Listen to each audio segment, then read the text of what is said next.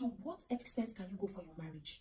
What's your capacity for forbearance and forgiveness?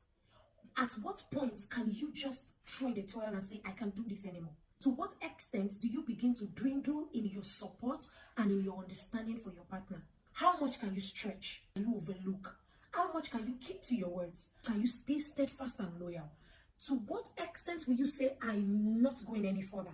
This I have done is the apex I can do, and nothing is pushing me further in this union. What can break your support, your consistency, your presence, your emotional bonding? Men and women are not ready to stretch sacrificially, stay put and committed to a union they once told the world that is their interest. In Matthew chapter 14 verse 9, this was the story of a king that arrested John the Baptist and kept him in prison. The daughter came to dance during his birthday, and he said, ask for anything, even to half of my kingdom. And this daughter, by the influence of her mother, asked for the head of John the Baptist.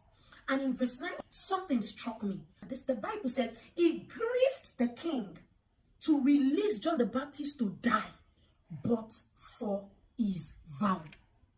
But for the vow he has made before the people, he had to keep to that vow. And I asked myself, if the king could not mind his positional advantage to insist that the request of the girl would not be granted, if the king did not consider any other thing but had respect for his vow, he kept to it, and that ended the life of a prophet. How much respect do you have for your marital vow?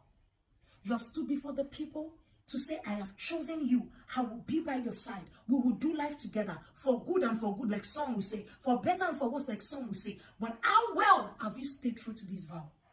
Can you stretch further to forgive your partner just because of the vow? To support your partner just because of the vow? To sacrificially stay in your marriage because of the vow? Now, with exception to abuse and life threats.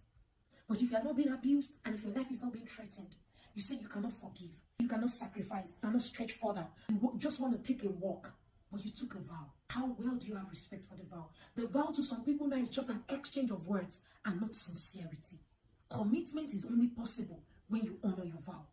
Sacrifice is only practicable when you honor your vow. The only reason why we have high rate of divorce and separation today is because couples don't have honor for their vow anymore. Do you respect your marital vow?